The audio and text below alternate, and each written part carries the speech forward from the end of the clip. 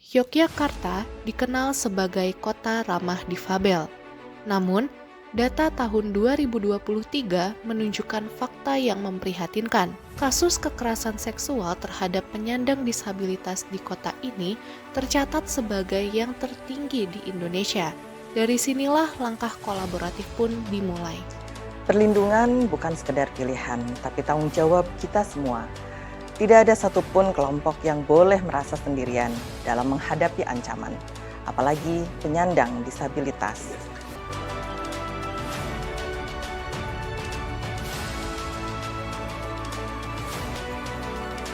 Inklusi.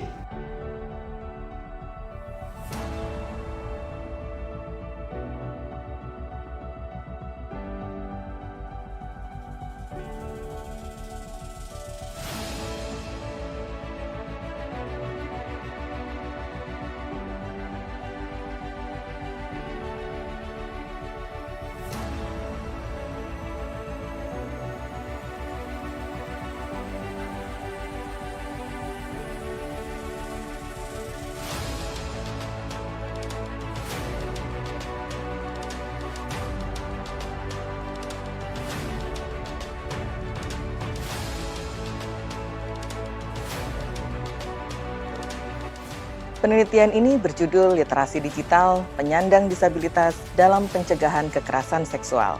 Studi tentang akses, pemahaman, dan perlindungan di ruang digital.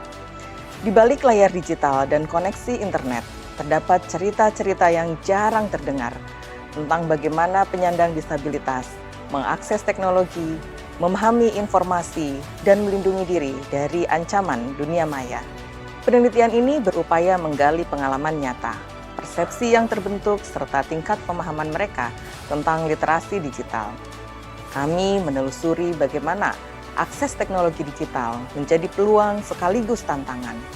Bagaimana pemahaman terhadap informasi menentukan kemampuan untuk memilah kebenaran dari kebohongan. Dan bagaimana strategi perlindungan di ruang digital dapat menjadi benteng pelindung terhadap kekerasan seksual. Kami percaya ruang digital seharusnya bukan medan ancaman, melainkan ruang aman, setara, dan memberdayakan, di mana setiap orang, tanpa kecuali, dapat hidup dengan martabat. Halo, selamat pagi. Salam inklusi. Perkenalkan kami dari Yayasan Sabda, Sentra Advokasi Perempuan Difabel dan Anak, adalah lembaga sosial kemasyarakatan yang bergerak pada isu advokasi bagi penyandang disabilitas. Sabda bekerja sama dengan Ilmu Komunikasi Unsut, hadir sebagai garda terdepan dalam perlindungan penyandang disabilitas. Kami mendampingi para penyandang disabilitas sebagai upaya menjembatani pengetahuan, dan kami juga hadir bukan hanya untuk membantu teknis, tapi melakukan konseling terhadap kebutuhan disabel. Nama saya Alim. Panggilan isyaratnya seperti ini, saya asal dari Yogyakarta dan saya adalah tuli. Literasi digital membuat kami merasa aman dan kami lebih percaya diri di internet. Sebelum percaya, kami cek informasinya. Nama saya Taufik Rahmadi Sitorus, biasa dipanggil Taufik. Saya dari Sumatera Utara, tapi tinggal di Yogyakarta sejak tahun 2012 sampai saat ini. Dan saya adalah penyandang disabilitas netra. Literasi digital membuat kami lebih percaya diri dan mandiri di dunia maya. Ya, kami menggandeng Sentra Advokasi Perempuan dan Anak Sabda Yogyakarta sebagai mitra dalam penelitian ini.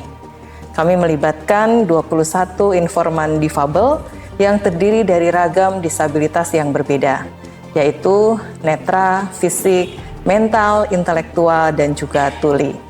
Berdasarkan hasil penelitian yang dikumpulkan melalui fokus group discussion, observasi, dan wawancara, diketahui bahwa para difabel telah memiliki kemampuan mengakses media digital yang cukup memadai.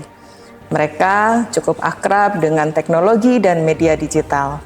Namun demikian, kemampuan akses di antara para difabel itu ternyata berbeda-beda.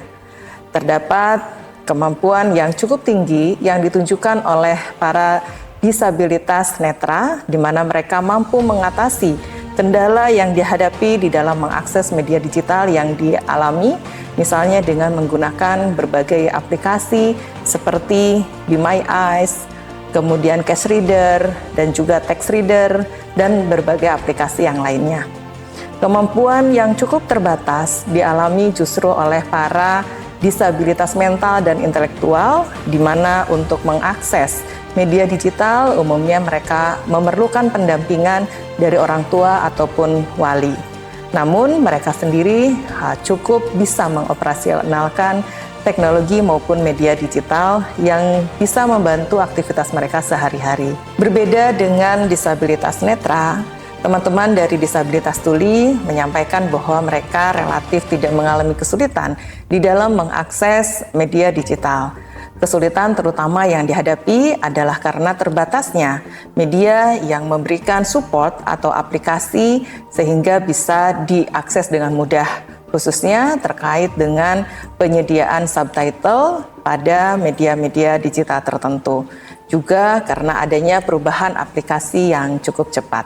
Kemudian temuan penelitian yang lainnya terkait dengan pemahaman para difabel terhadap kekerasan seksual di media digital, diketahui bahwa hampir seluruh difabel mengatakan mereka cukup paham tentang adanya isu kekerasan seksual, termasuk bentuk-bentuk kekerasan seksual yang biasa mereka terima.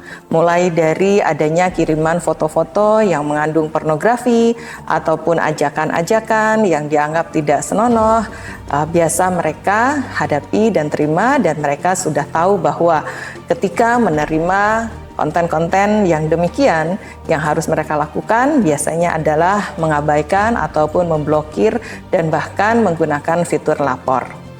Sementara yang ketiga, bagaimana mereka melindungi diri untuk para difabel netra seiring dengan kemampuan mereka menggunakan berbagai aplikasi yang dapat mengatasi kendala mereka, mereka pun bisa melindungi diri di dalam menggunakan media digital dari kekerasan seksual yang mereka terima.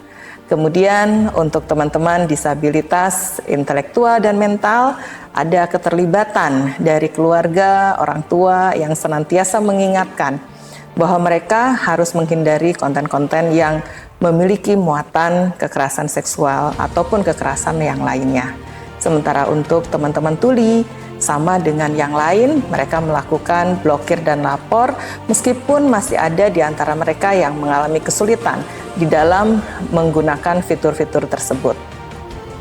Terakhir, dari keseluruhan peserta sebagai informan penelitian maupun pendamping penelitian, mereka menyampaikan bahwa masih sangat kurang dan terbatas pendidikan maupun penyuluhan pendampingan terkait dengan literasi digital, khususnya yang menyangkut kekerasan seksual yang ditujukan bagi para difabel. Sehingga mereka berharap ke depan akan lebih banyak edukasi tentang literasi digital dan kekerasan seksual yang diberikan kepada mereka. Unsud, siap kokohkan kampus berdampak. Salam inklusi. Salam inklusi. Yeay!